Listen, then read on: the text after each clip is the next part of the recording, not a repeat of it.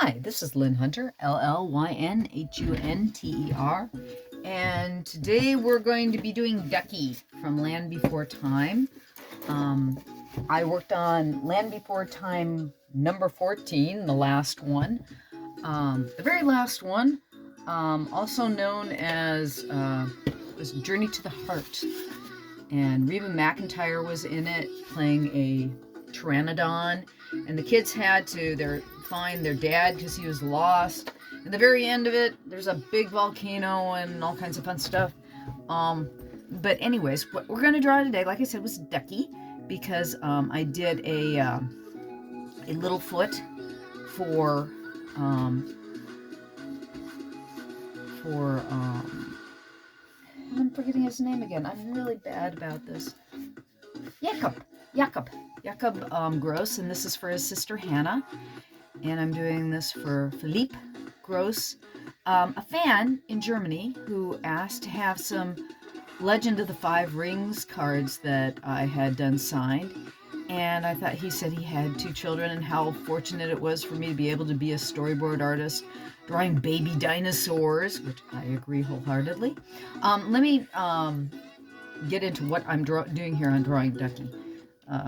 Because this is an instructional video, so I want to tell you what I'm doing here. Basically, I'm starting with the head. Oops. And so we start with Ducky with the head and the body here. And I'm doing just a standing pose, so I'm going to do a quick line of action in here. And maybe her tail's going to go straight out, so it's going to go there. And since I started with, I threw her a little bit too far this way, so I'll end up, I'll do a flower with maybe a dragonfly or on the flower, something like that. There we go. And have her look surprised. But anyways, we're going to put, like I said, with Ducky, you start with the head. Head's a circle. Body is basically 2 circles. It's a little circle here because she's got a chest area.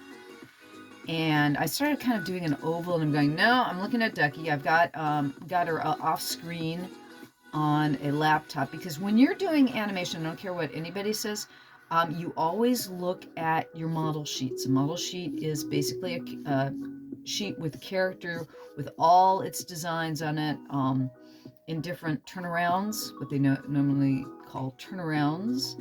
So you can see all the different views: front, side, rear, 3/4 front, sometimes 3/4 back. So you know exactly how to draw your character, and everybody draws her more or less the same way.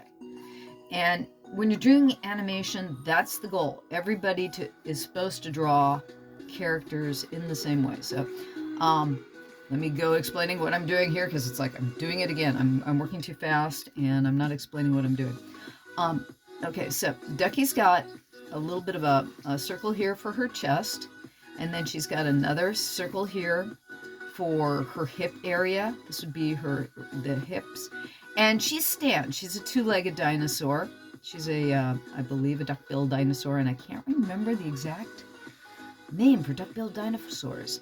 I should have looked it up before I started this video. My apologies.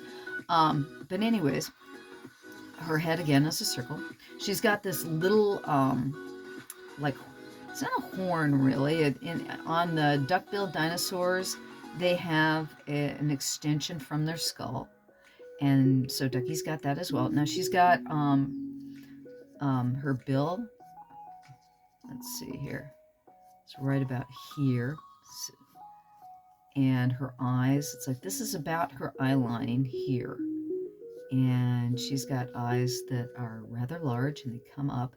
And she has like these arches that come off they're like eye sockets that make room for her eyes. So we'll put those in. And I'm drawing behind too, because here's the circle here. Her one eye is going to be about 3/4 that way. And that circle is going to, or this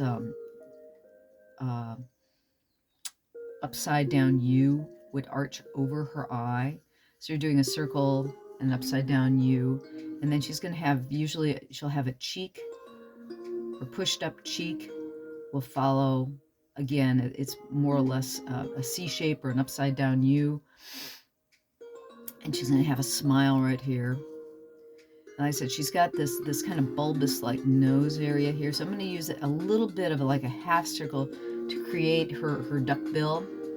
And she's got a little like lip out here. She's got 3 lips. And then it comes in this way for a smile. So that's more or less what I'm doing on her head right now. And again, she's got a lower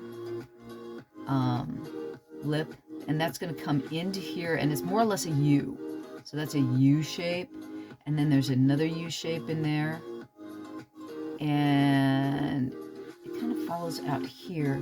Now she has it, like I said, a little bit of a, we're going to take, this is a U right now, but we're going to follow like this line here and here to make a more organic shape to her lip.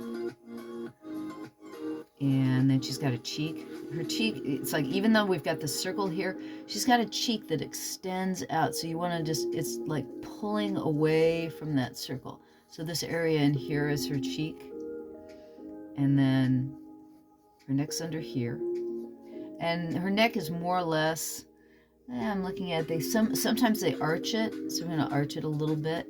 And I'm doing like, whenever you do, most characters are made up of either circle shapes or parallel lines. So like arms and legs and necks, you can tell this shape is going to follow this shape. And it won't follow it exactly, because with Ducky, she's got a couple little folds in her neck, like she's got extra skin. And then she's got a little ear. I don't know why they do it in Land Before Time, but they give all their dinosaurs like these little ears. And I don't think that most dinosaurs had external ears. It's just in Land Before Time, for some reason, the characters have ears. And now this is getting, you can tell I've got quite a bit of buildup of my pencil here, because I will do this sketchy going over and over and over till I get my circles and my shapes just about right. And then what I do is I take a kneaded eraser. And I brought it up this before, but if you've never watched one of my videos before, this is a kneaded eraser. You can get them at Staples, Michael's, any of the local stores. Most of your stationery stores will have one of these. Target, I think you can get them at. Usually they're sold, I think Mars Statler, and they sell them like in a pack with another like plastic eraser. If you cannot find one at your local store, you can always go online. I post Blick below. They have very inexpensive ones. I usually get like the, it's a 2-inch square, and they come wrapped in cellophane, and it's latex. It's basically a piece of rubber that's got air blown into it, and it's called a kneaded eraser. And I discovered these when I was in high school. And so you can see I can ghost back my drawings. So it's like I've done all that pencil that I put over and over again. This is technically what was your undo button before you had an undo button. So it's like if I'm doing this on a computer, if I were to do Ducky on a computer, I would take this entire thing and I would just treat it like it was tracing paper, and I would put it on a layer, and I would turn it into a transparency, like kick it down to 20%, and then I draw over it again. And then I usually, if I'm doing this on computer, I will do a drawing like 3 times before I'm absolutely satisfied with it. And Ducky made her, looking at it and going, maybe I made her bill a little bit big. She's got nose pieces there, and she's looking down at this flower here. So I'm gonna, her pupils for her eyes, these are gonna be there. And this is probably gonna be a little bit more of a half circle than, because I'm doing a 3/4 view of her. And in animation, one of the things that you try to do is you try to keep things on 3/4 primarily, because it makes better silhouette than a profile, or front views don't make good silhouettes at all. So you try to avoid, there's certain views that you try to avoid when you're drawing characters, and there's ones that you try to maintain. And the ones that is probably the most valuable is a 3/4 view. And that's what we're doing here with Ducky. We're doing a 3/4 view. And I'm going to indicate she's got eyelashes. That's one of the reasons it's like for some reason, it's like we always give eyelashes to the girls, you know, to make them look a little feminine. You know, I'm a bit of a tom girl myself, so it's like, yeah, okay. But at least she's not wearing a dress. I'm afraid I have aversion to dresses. Because when I was growing up, we were required to wear dresses. I wasn't a Catholic school or anything. I lived during the time when girls weren't allowed to wear pants to school. There was a time when girls weren't allowed to wear pants to school. Lord, I'm not. This was the 60s. It wasn't that long ago. People don't realize, you know, what has happened in the past very short time. I mean, I'm one of the generation of women who actually got to be a storyboard artist. I mean, previous to me, there were a handful of women. I had a few mentors. I was so lucky. I actually got to work with women who were animators and became storyboard artists, and they helped me along. A lot of guys too. It's like, you know, just because, you know, there is sexism, but there were a lot of guys who helped me along in my training for animation. And there we go. There's Ducky. But anyways, I'm gonna go down to her chest now. Actually, let's finish out her body. It's like I get wrapped up in the face. I want to get the face right, and that's a personal thing. That's not what you should think about doing. That's just me to get things right. I like to get the face right first. I mean, I think I'm looking at her lower lip here, and I got it. It's like Ducky getting her cute proportions can sometimes be a little tough. The important thing is big head and big eyes when you're trying to do a cute character. And Ducky is, of course, adorable, but I'm going to make her body just a little bit smaller. There we go. That helps. By making her torso just a little smaller and her head bigger, that gives her more of an cute appearance, and that gets her proportions more on model. Okay, now her hip here is like, this is where the hips are, and this is where her knees are. She's got basic, almost human type legs, or rather than animal type legs, because they use her heels more like heels. With the dinosaur itself, I'm sure that it would walk more on its toes. And Ducky, when she walks on her toes, as she should with this kind of body. But that's her heel back there. This is her foot, toes. And I'm gonna stand her up a little bit more.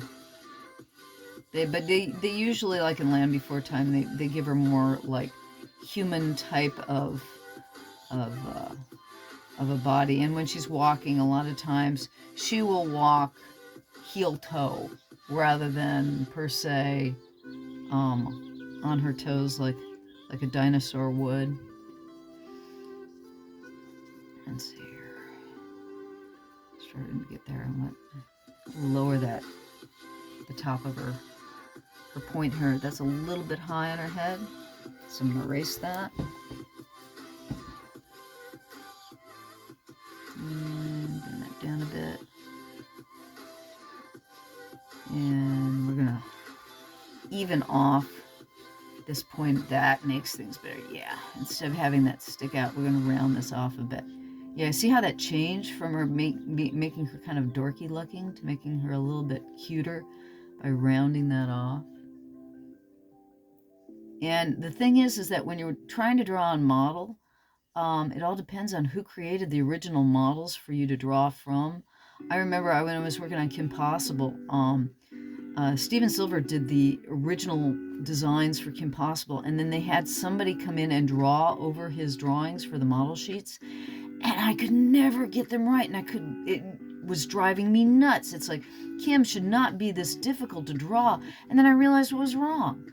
I had a friend sit down with me who was really good at drawing Kim, and when he started drawing her, it was like I suddenly realized the reason why Kim was so difficult to draw is because who had ever done the model sheets, it wasn't Steven. Steven had probably done the model sheets originally, and then somebody drew over his work. And you wouldn't believe how tracing can change a model sheet. And it just, the proportions were so off, and I had to redo my own model sheets that were more closely related to Steven's Kim rather than what they had given me on the model sheets. And once I did that, everything was much easier, just because, again, Steven had done these amazing models, and yet the Kim on the model sheets were all out of proportion. So I was wondering, why can't I draw Kim? She shouldn't be this hard to draw. Well, it was because they weren't Steven's drawings. They were Steven's drawings, but somebody had, basically drawn them badly. Skews, big plane in the background. That's not a plane, that's a giant helicopter. Lord. I do not have a soundproof room here. Anyways, so we've just about got Ducky done as the for the underdrawing, and they didn't. It's like, I don't know whether they had flowers during Ducky's time. I was about to do a daisy, but I think what I'm going to do is something more horsetail looking, because they, I don't think they had the flowering plants that they had when Ducky's type of dinosaur was around. Weren't like your normal flowering plants. They were more like I said, the horsetails. And then we'll put a dragonfly type critter right here on the plant, because that would have been a snack for Ducky. But then again, she was a vegetarian. Yeah, the duckbills were sort of vegetarians. But then again, I'm a big one for telling people that there is no such thing as a vegetarian animal, because nobody picks off the insects from the grass that cows eat, unless they're being fed grain. That's an entirely different story again. But anyways, okay, so we've got this drawing of Ducky, and I am going to take this, and now I'm going to ghost it back again.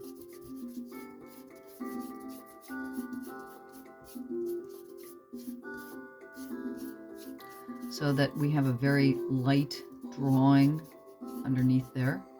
And then I've got this is a Micron Pigma pen, the number 5, that has permanent ink in it. And it's great for draw with watercolor, which is what I'm going to do next. We're going to color this particular Ducky is going to be done in watercolor. I'm starting with her cheek.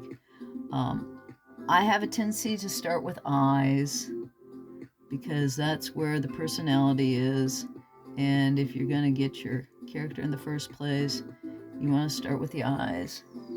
And with most cartoon characters, there'll be a dark pupil. And I always put in a ball for a highlight. That'll give some depth to your eye and some character. It's like Ducky, I said, she's got, usually it's 3 eyelashes, and you don't want to make your eyelashes the same length. It's like whenever you're doing anything with animation, you try not to do everything the same size. If you've got multiples of anything, you want to make them slightly different lengths, slightly different sizes, and again, that gives variety to your drawing. Okay. Now the opposite eye is going to be a little bit flatter. It's not going to be quite a circle. It's going to be more of a squished.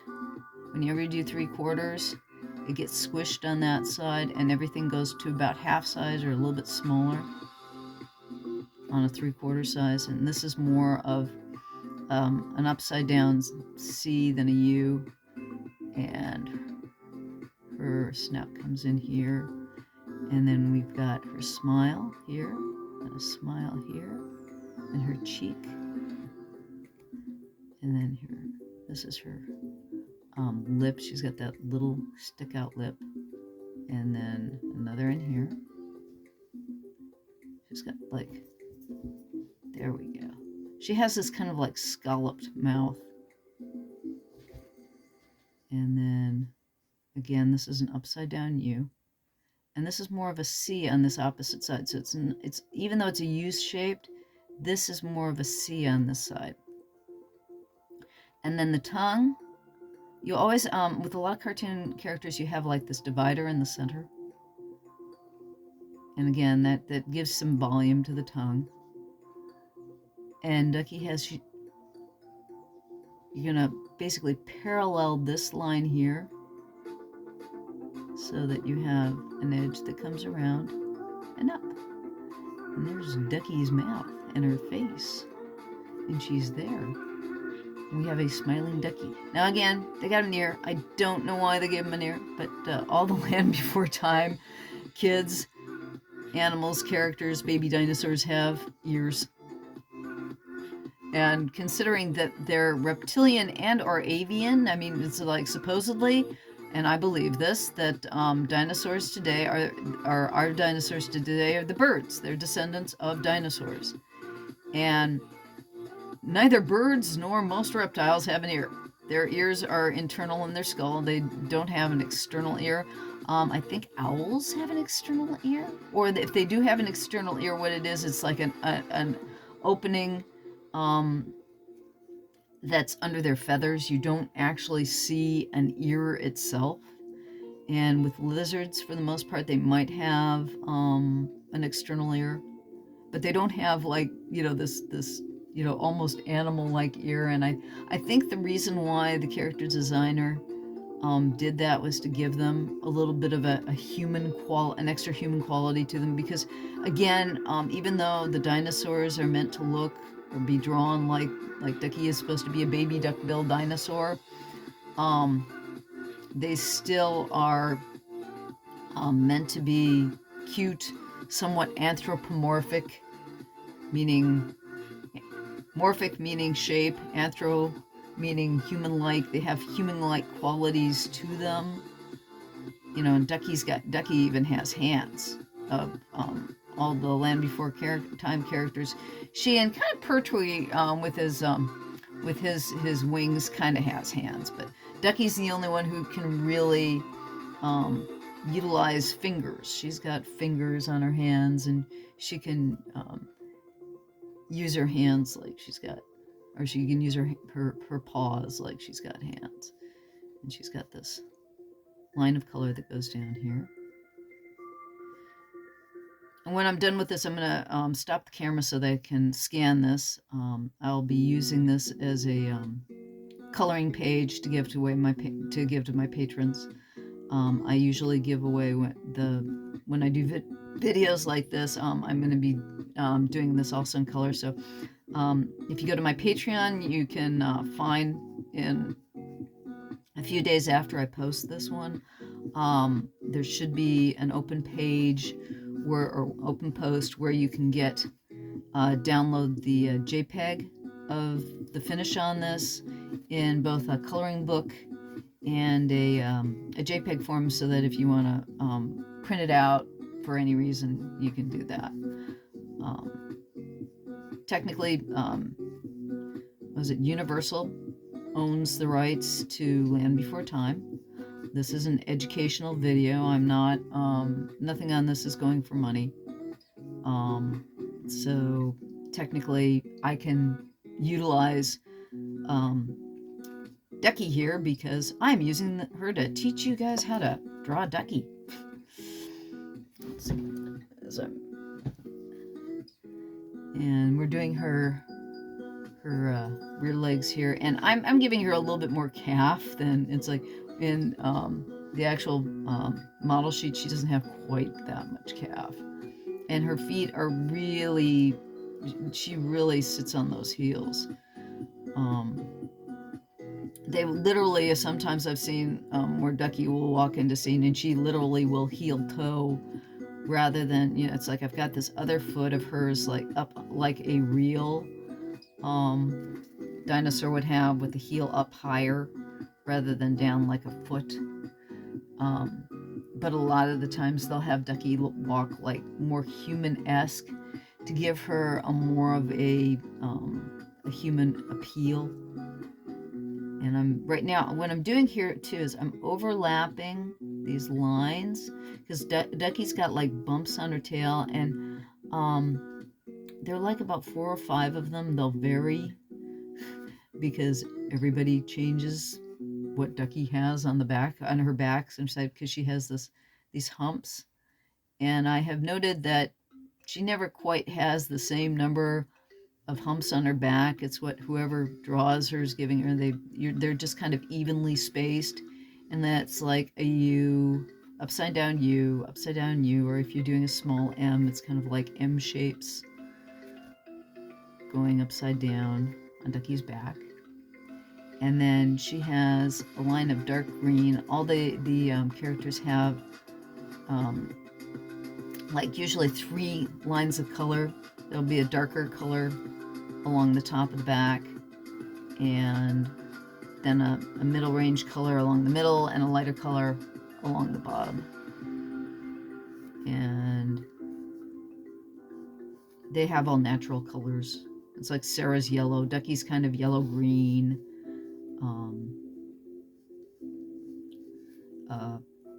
Littlefoot ranges from yellow to brown, depending on, again, which movie he's in, whether they're in the jungle or under a hill or what have you. Most of the time, it's like I'm doing this. I'm going to be doing this in color. Like I said, we'll finish this off in watercolor, but most of what I did for animation was in pencil. And then for the last, like I said, I worked on the last movie. We did a lot of the storyboards on computer. Basically, it was drawn in a program called Toon Boom Storybook Pro. And it was like, I think they had just gone to 5 at that time. And I personally still, I draw on computer, I paint on computer, I do all storyboards now on computer. But I got to start in the industry when we were working on paper. And there's nothing like drawing on animation paper. It is an experience. Cintiqs is plastic on glass. I use a Elcom paper feel screen on top of my computer to give it a little bit more tooth. And I use a rubber-tipped classic Cintiq stylus. So I get a little bit more drag, and it feels a little bit more like paper, but nothing is like drawing with a 2D pencil on paper. But as you can see now, I'm getting really, really sketchy with background. I'm doing very sketchy horsetail here. And what I'm going to do too is I will go over Ducky, let's say, one last time, and we want to give her some grass around here too, because this is going to be for a coloring page. So we want to give some interest in the coloring page. So I'm going to give her grass to grow on. Sorry, to walk on. There we go. Finish off her stomach. And what I'm doing is I'm going over each line that I just did in a heavier form. So what happens there is, like I said, I'm a rather sketchy drafts person. I connect my lines by doing one sketch line into another. And what we're doing here now is I'm going over the entire outline of Ducky to cut her out, to give her a nice, crisp, heavy background line, so that if you're coloring the two things, it's twofold. One, it makes the character feel more solid. If you've got a good line and a good thick pen, there are people who can, like with brush, a lot of, like, if you're using coloring book, people will have done that with brush and ink, or they'll work with a brush line on a computer program nowadays. Most people do not ink anymore. They do it all on computer, because computer can imitate a brush better than ink. You don't have to worry about dumping it. It gives you a good smooth line. And it takes a skill to use brush and ink. And so it's much easier to use computer nowadays, and people do. So with me, I still like to use traditional tools. And this is basically one way of getting a coloring book-like line. So this will be a nice, you can give this to anyone to color it after the fact. I said I'm going to scan it into my computer and clean it up a little bit more. And then this line is also good for painting in the lines for coloring it yourself. And you can, with this type of pen on this type of paper, you could easily use a marker if you wanted to, rather than watercolor, or another type of paint that I like to use if I'm going to do this type of drawing with these materials is liquid acrylic. I use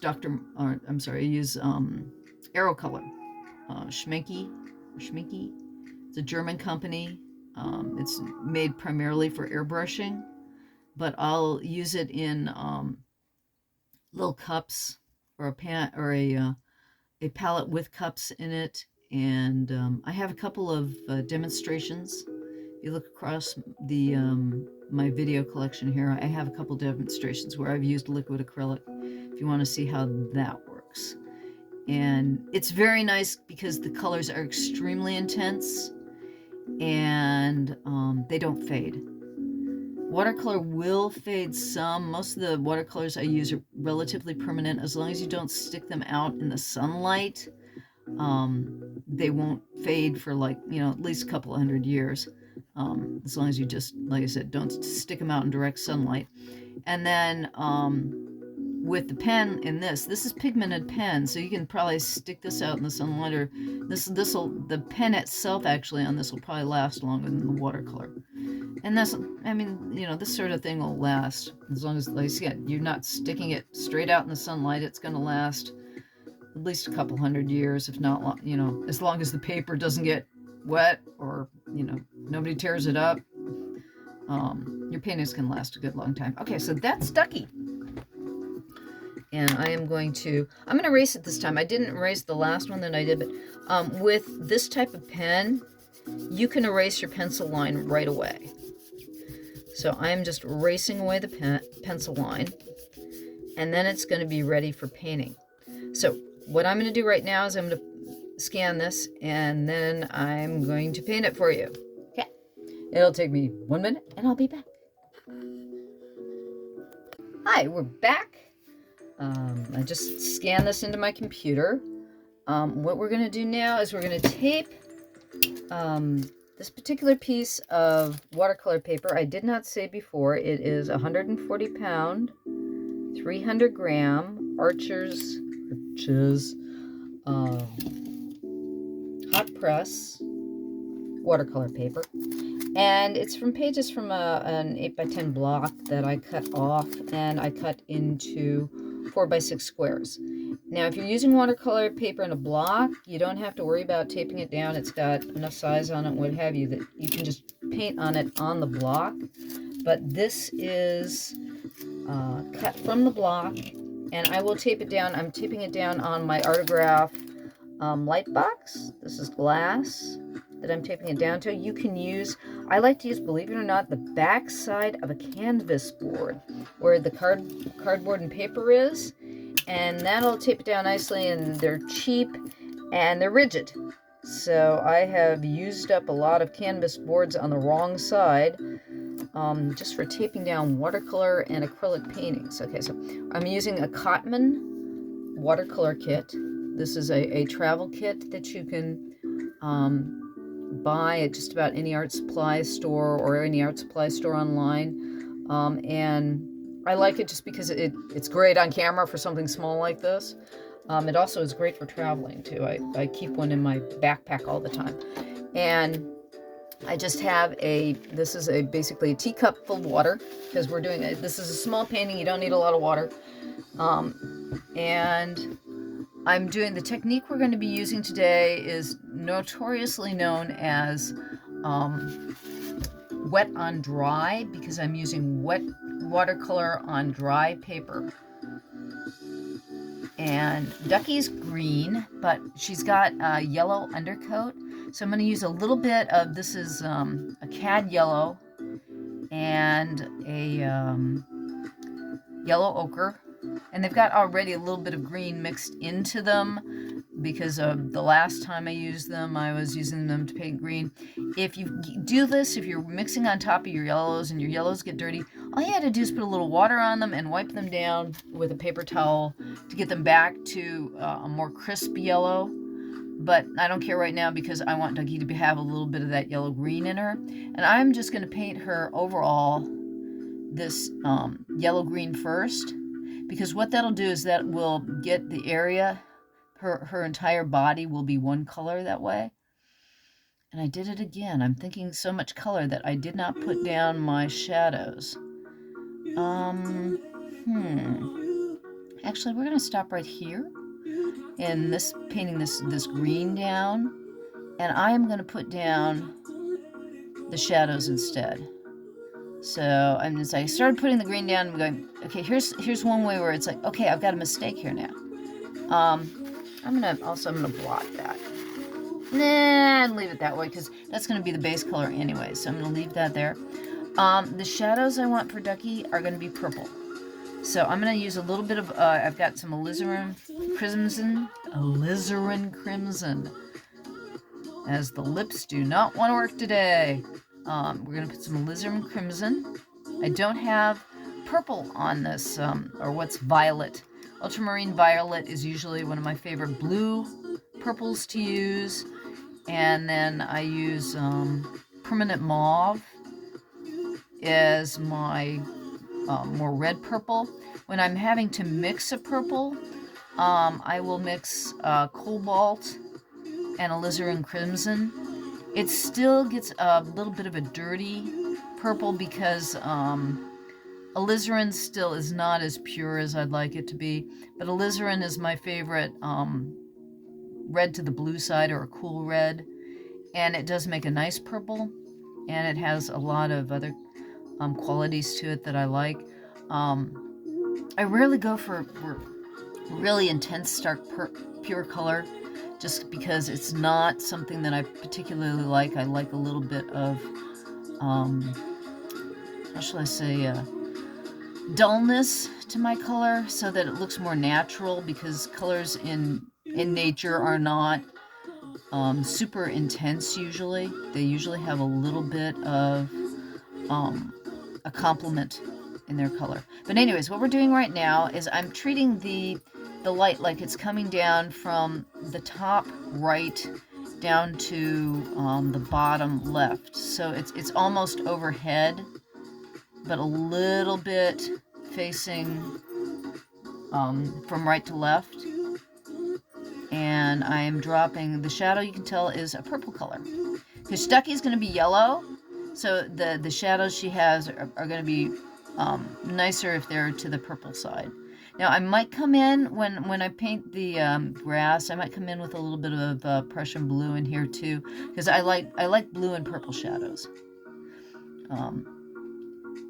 When you have watercolor, you usually try to stay away from black. I am not a big one for saying you can't use black.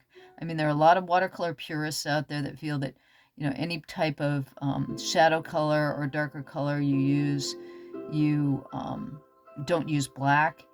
And I'm ambivalent about it. I will use black as a color. Black is a color. So I will use black as a color. I will use black in my shadows. I just like purple shadows. I like the weight of them and what they look like. So I have a tendency to use purple and or blue shadows for the most part, or blue and purple shadows. I will go back and forth between the two. And if you really need an intense shadow, I mean, I will always put in black. There's nothing wrong. You know, it's like, I'm a big one for, I will say there is nothing wrong with black.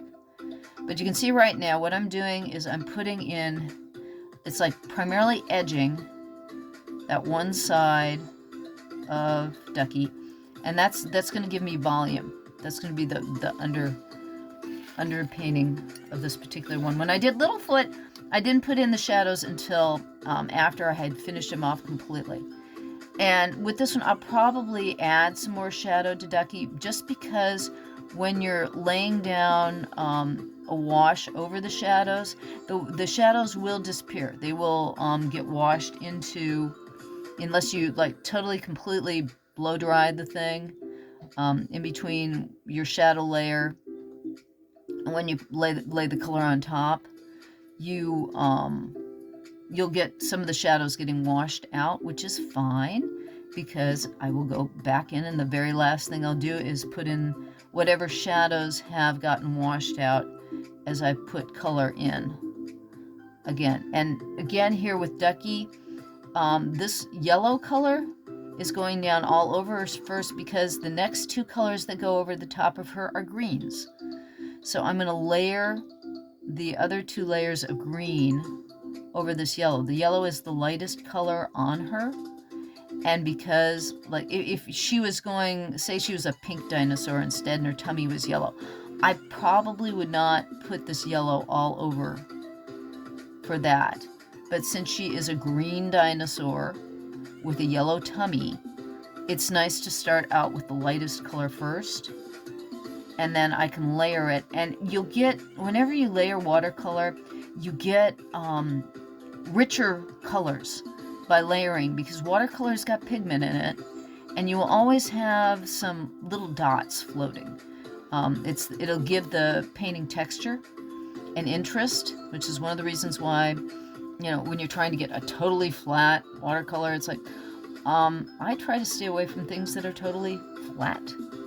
Okay, and we're going to throw a little bit of a yellow down into the grass here. She might even be standing. This is the CAD. That's why it's a little bit to the orange side.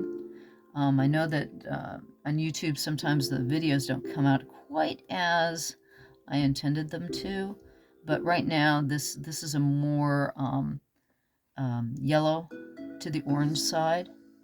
And yellow primary colors will tend to go to a cool or a warm. And CADs, unless it's CAD yellow pale or lemon yellow is really to the cool side. It's like you want to make greens, use your lemon yellow. But if you want more natural greens, use a warmer color, this is more to the orangey side. Okay, so there's our grass. Now we're going to go to the next color of Ducky here, which is more of a yellow green. And again, I'm going to do anything that's going to be green on her, I'm just going to cover it. And what that'll do is, like I said, there's pigment. This is a pigment heavy color. So the next color I'm going to put on top of her is going to be more of a green blue. And that will pick up the yellow green, and it will drop heavy pigment in some areas, and it'll leave other areas lighter, and that'll make things more interesting. So that's why I'm doing the layering, because in watercolor, whenever you layer, like I said, you get many more interesting colors by layering a watercolor. Okay, let's see here. She's more yellow under there, so okay, we can see where the green is like dipping into the yellow there. I'm gonna pull that out because I want that to be more yellow in there. And what I might even do is I might even go in with a little more yellow afterwards if that green is too heavy in there, to kick up the yellow there. And I might leave it just the way it is. It all depends on whether I like it or not. Here's the thing with watercolor. Learn to appreciate the fact that the mistakes are sometimes the best things that happen. They make things feel more natural, or they give more volume to the painting because one color has slightly run into another color. As long as it's, something that isn't major, like I said, that's a light little mistake there, and it might look, when it's done, it's not something when somebody's looking at the painting, they're looking at the overall painting. They're not looking at, okay, did you get every little piece done right? They're looking at an overall image. So the little mistakes that happen in watercolor can sometimes be the best things that happen.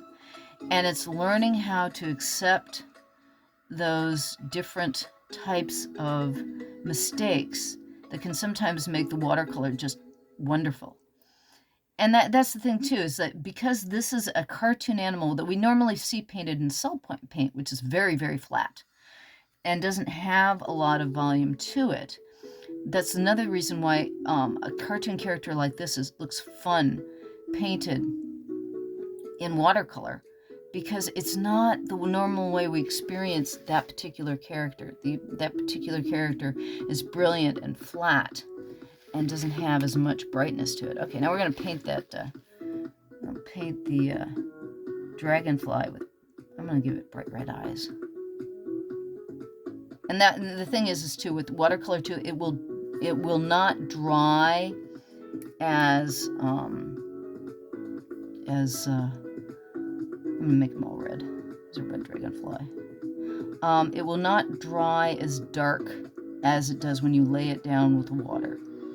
And so sometimes you might have to go over, if you want a really dark color, you'll have to let the paint dry and then go over it again. Okay, her head's still pretty wet. I'm looking here and going, is that just thick paint? Or it's like I'm trying to tell if this area here is actually really, really wet.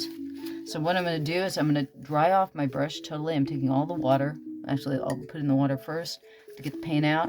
I'm going to totally dry it off here. And what I'm going to do is, now the brush will act like a sponge because everything's out of it. See? There you go. This actually had some liquid in it. So I'm pulling that away because I don't want that wet when I put the next color into it. So while I'm going to start down at the tail, and by the time I get to the head again, that'll be completely dry. But it was very, very wet. It had a lot of water in it.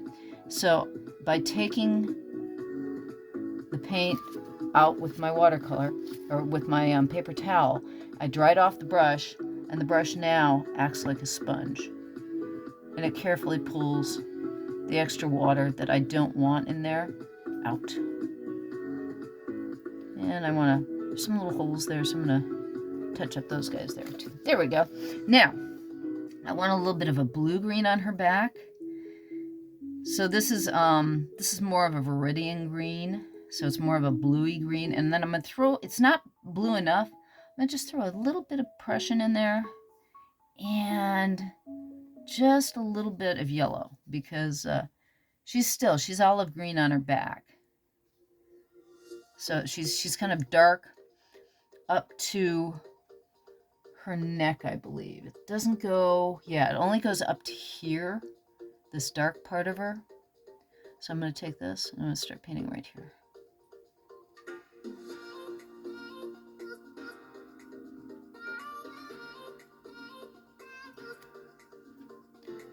And I'll go from the tail up.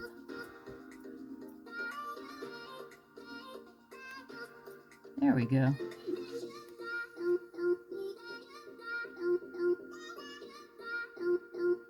Perfect music for this. It's Ducky singing in the background. Doop doop doop doop doop. Yup yup yup yup. That's Ducky. That's the fun thing, is like, you know, when you're drawing these characters in animation, you get into them. You get into acting them. You know, I become Ducky. I become Littlefoot. I become Sarah. And that's the real fun part about what I do, is I get to be an actress. I'm rather short. I'm old. I'm not particularly pretty, but I get to play all these marvelous, you know, baby dinosaurs by acting them out on paper, which is a delight. And I've had a lot of fun in my lifetime being able to do that sort of thing. And I'm doing that right now. It's like, you know, this is Ducky getting all excited over a dragonfly. And I'm thinking about, this is going to a little girl in Germany who one day will watch the films, and her daddy might say to her, and I had, you know, the person who originally actually worked on this animated cartoon did this painting just for you. And I just think that's the coolest thing in the world. And, you know, life doesn't get better than that when you get. Actually, one of the most fun things when I've done conventions occasionally, I've published a couple of books. They're in the links below, and I'll go to San Diego Comic-Con to sell them, and you'll tell people, "Oh well, I worked on the original My Little Pony," and they look at you, "Oh, you worked on My Little Pony," and you go, "Yeah." And you get kind of and it's very nice to have people get excited because you're a part of their childhood. I've always said I used to watch cartoons when I was a kid, so that, you know, to grow up to be the person. I had my brain rotted to grow up to be the person who rots the next generation's brains. And I love cartoons. I still watch tons and tons of cartoons. I love anime. The Spider-Man, I don't know when you'll be listening to this, but the latest Spider-Man Into the Spider-Verse just came out. Oh my Lord, is that a marvelous animated film?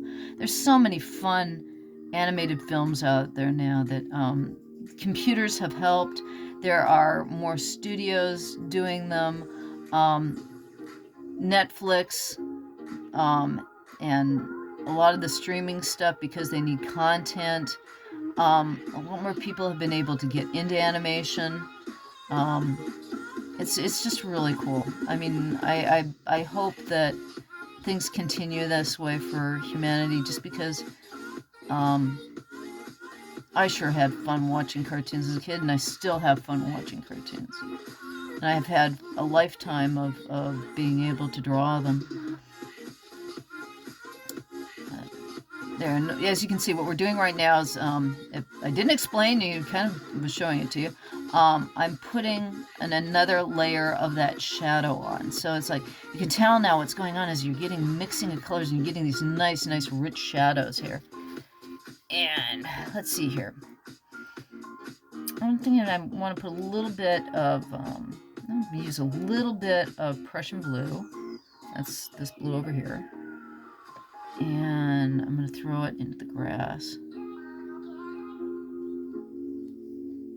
So we have a little bit of different kinds of green in her grass that she's standing in.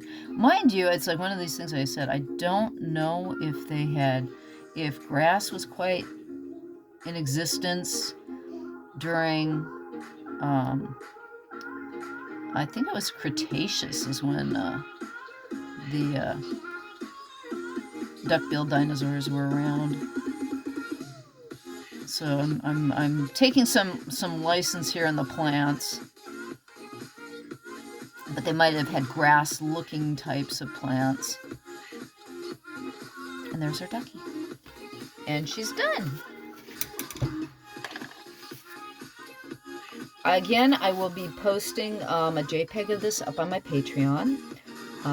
If you would like to look at any of the books that I've published, I did a lot of books that I have written and illustrated myself. They're on the link below. My Patreon's in the link below. Please please subscribe. I'm trying to post a video like this once a week. It may not be the thing that you're looking for, but it will be on drawing or painting or animation. And I'd appreciate you coming by. Thank you for your time. Again, I really appreciate you being here. My name is Llyn Hunter, Llynhunter. Thanks for stopping by. Bye-bye.